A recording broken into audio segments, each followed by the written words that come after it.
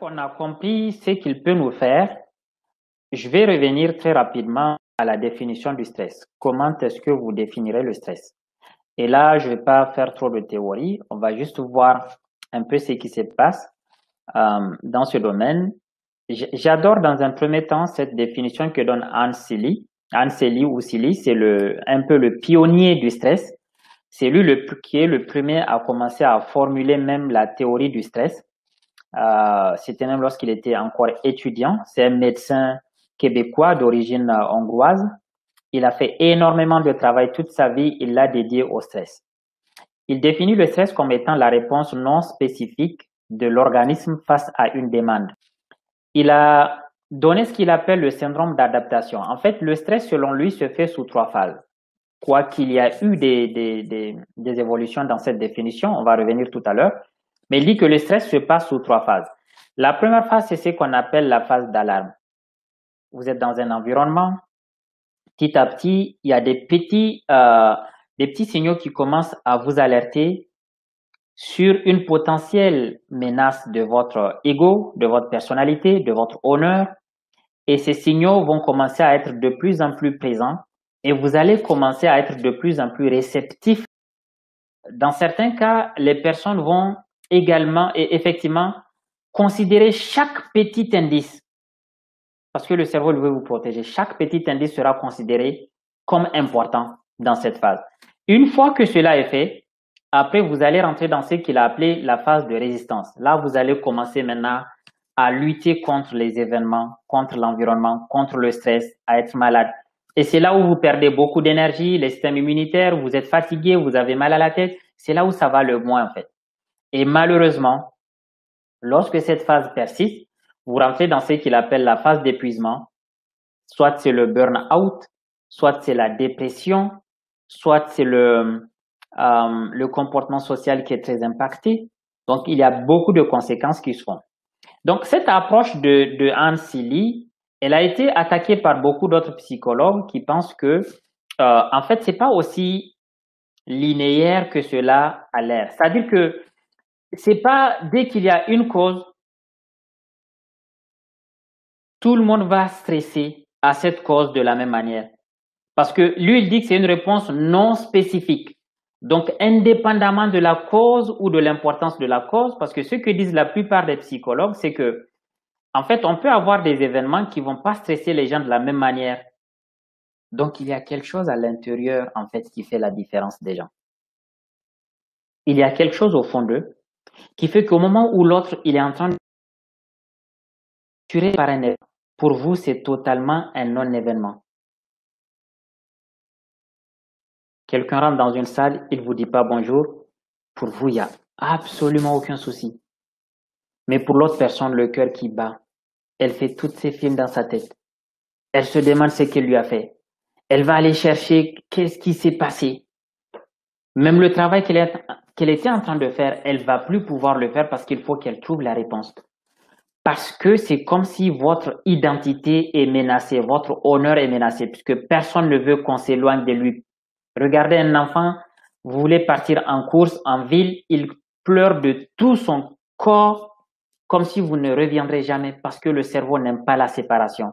Et dès que vous interprétez un acte comme si la personne veut se séparer de vous, vous créez un environnement anxiogène et cela peut également déclencher tout le processus physiologique dans votre organisme. Et donc, ce que les psychologues ont répondu à Hans Selye, c'est qu'en fait, il y a quelque chose qu'il faut prendre en compte. Le modèle n'est pas linéaire. Ils ont mis en place et qu'ils ont dit, surtout Lazarus et Folkman, qui sont les pionniers dans le fait de dire qu'en fait, il y a quelque chose à l'intérieur qui est beaucoup plus puissant que tout et qui permet aux gens d'interpréter ou pas une situation et de la transformer ou pas en stress.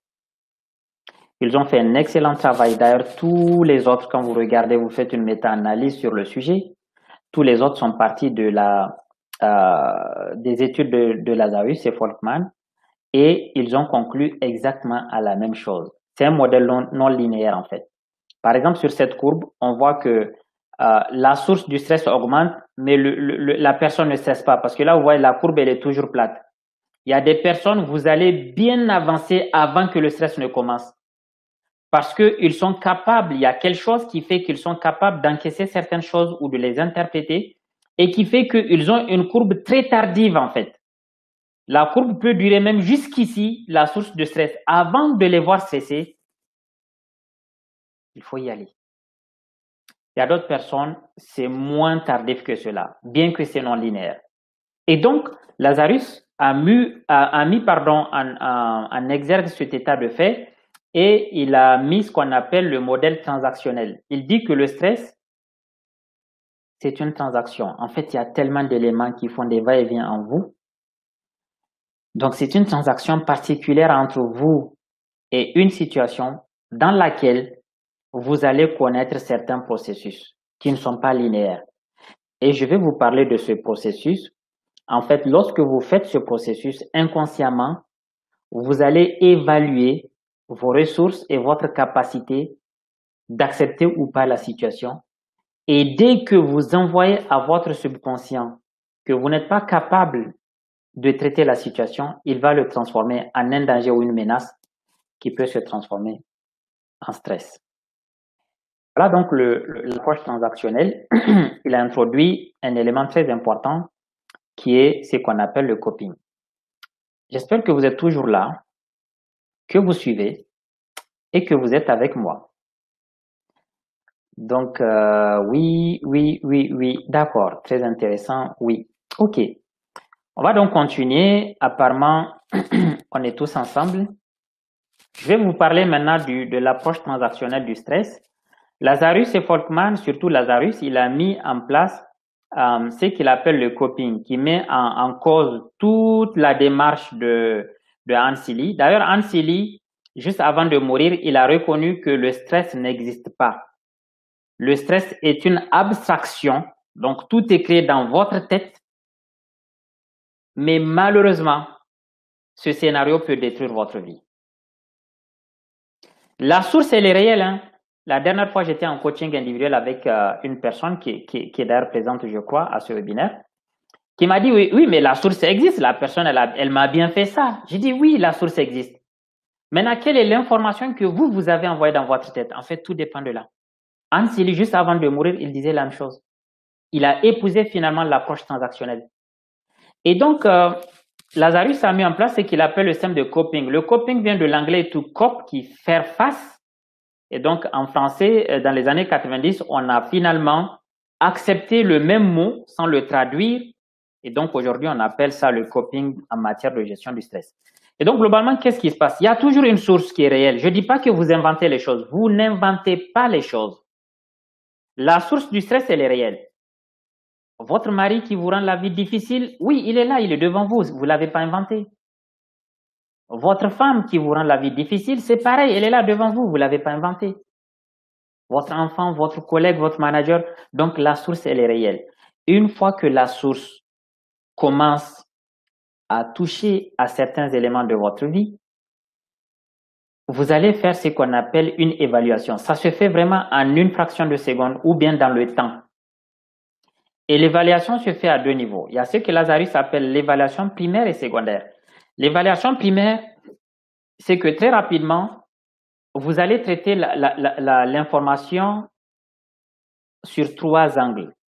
Est-ce que c'est un risque pour moi? En quoi c'est une menace pour moi? Ou est-ce que c'est un défi pour moi? Sans le savoir, vous allez faire cette évaluation. Une fois que vous faites l'évaluation primaire, vous avez choisi le chemin. Ensuite, il y a ce qu'on appelle l'évaluation secondaire où vous allez cette fois-ci, en fonction du choix précédent, évaluer vos ressources internes. Je peux faire tout un webinaire sur les ressources internes. J'ai fait un séminaire de 2 jours à Niamey là-dessus, mais c'est pas notre sujet aujourd'hui. Mais en tout cas, dans l'évaluation secondaire, vous allez vous demander par rapport à vos ressources internes. Et une fois que vous jugez que les ressources internes sont suffisantes pour faire face à la situation, en général, vous sortez du cycle. Vous quittez le cycle de stress, vous ne serez pas stressé.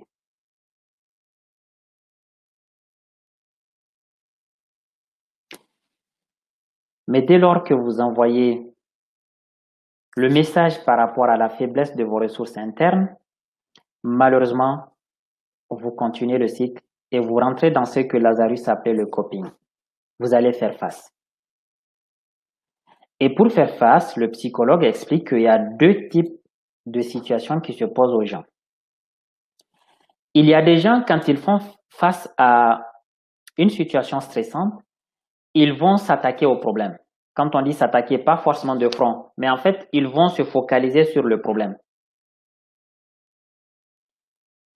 Si c'est un divorce, si c'est un mariage qui va pas, soit ils vont attaquer le mariage même, soit un divorce, ou bien tout le temps c'est des disputes, parce que bon voilà, ça va pas, il faut qu'on parle, tout le temps c'est des disputes, ça va pas, ça va encore générer du stress si ça s'arrange pas.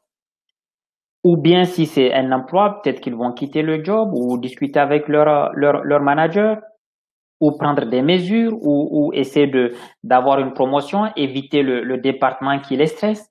En tout cas, dans la phase de coping, il y a des gens, leur manière de faire face au stress, c'est d'attaquer le problème. Et il y a d'autres personnes, ils attaquent les émotions, mais en laissant le problème. C'est-à-dire s'ils savent que c'est la tristesse, la colère, le dégoût, le mépris ou des trucs comme ça qui viennent suite à ce problème, ils vont chercher des activités qui leur permettent de supporter ou bien de corriger ces émotions ou de faire face aux émotions. C'est-à-dire ils ne touchent pas au problème. Par exemple, des gens, lorsqu'ils sont stressés, ils vont se mettre à fumer, par exemple. Ils veulent oublier l'émotion qui est due à ce stress. D'autres personnes vont se mettre à boire de l'alcool, par exemple, pour oublier. Ils noient leur chagrin dans l'oubli. Ils essayent en tout cas. D'autres personnes vont essayer d'aller discuter, de se faire un bon film, d'aller discuter avec quelqu'un qu'ils apprécient bien dès que les émotions se posent, mais en laissant le problème intact. Ce que les psychologues disent, c'est que il n'y a pas de bonne méthode. Et dans tous les cas, tout le monde fait, en général, les êtres humains, ils combinent les deux, même s'il y a des prédominances. J'ai coaché plus de 100 personnes à travers le monde, des Français, des Ivoiriens, des Maliens, des Sénégalais, ainsi de suite, des Nigériens. D'après ce que j'ai vu, les Africains ont tendance plutôt à faire du coping sur les émotions. Malheureusement, surtout les femmes, elles ont tendance à laisser le problème mais à affronter les émotions. Souvent, quand elles font face à ces émotions, elles n'ont pas les outils et les méthodes pour les corriger. Donc, elles ne font que les subir, mais elles ne touchent pas au problème. Parce que en Afrique, on est dans une société où tout le temps on dit aux gens patiente, patiente, patiente. Va patienter, tout le monde ne fait que patienter. Alors que dans certaines cultures, comme par exemple en Occident, j'ai également des Français que je coach, eux, tout de suite, quand ça va pas, on attaque. En fait, pas tous, hein, je le dis et je le répète, pas tout le monde. Mais il y a beaucoup de personnes que j'ai vues qui, tout de suite, vont aller vers le problème. Ça va pas, eh bien, on se sépare. Ça va pas, eh bien, je vous parle plus. Aussi simple que ça. Mais encore une fois, d'après les psychologues, il n'y a pas une meilleure approche de coping. Et dans tous les cas, vous mixez les deux parce que ça dépend d'une seule chose, les conséquences que vous allez vous tirer suite à ce coping. Parce que quel que soit le chemin que vous suivez, il y aura des conséquences. C'est qu'il faut voir comment je vais aborder les conséquences. Est-ce que je suis capable de les supporter et de vivre avec? Pour quelqu'un qui va se mettre dans l'alcool pour éviter les émotions dues au stress, malheureusement, il peut devenir alcoolique. Et peut-être compromettre toute sa vie entière, sa vie personnelle, professionnelle, tout. parce qu'il sera tout le temps en train de boire de l'alcool. Pour quelqu'un qui est en couple, par exemple, et qui prend la voie des émotions, elle essaie de jouer sur les émotions. Encore une fois, il y a des gens qui essaient de les corriger, mais il y a des gens, malheureusement, qui se battent juste pour minimiser l'effet de ces émotions. Et il faut se poser la question, puisqu'il y a la conséquence qui peut être liée à la dépression. Donc, globalement, ce que je voulais dire, ne me demandez pas, OK, qu'est-ce qu'il faut faire? En fait, tout dépend de la situation. Tout dépend de votre vie. Tout dépend de votre capacité à encaisser les conséquences. Une fois dans un coaching, en discutant avec quelqu'un très longuement, j'ai fini par lui dire, bon, à mon avis, pour ce problème spécifique, vas-y vers un coping dirigé problème, résous le problème à la base. Il est parti, sauf qu'il n'a pas été cohérent sur toute la ligne, il a empiré les choses en fait. Et donc, globalement, ce qui se passe, c'est que tout dépend de la situation et des conséquences que vous êtes prêt à subir.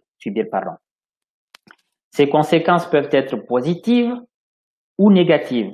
Si vous pensez qu'en affrontant le problème, vous aurez une conséquence positive, vous aurez une vie plus saine, eh bien, affrontez le problème. Faites-vous aider, faites-vous accompagner, mais affrontez le problème. Si vous pensez qu'en l'affrontant, vous aurez plutôt une conséquence négative et que vous ne pourrez pas supporter et qui sera pire que la solution, malheureusement, n'y allez pas.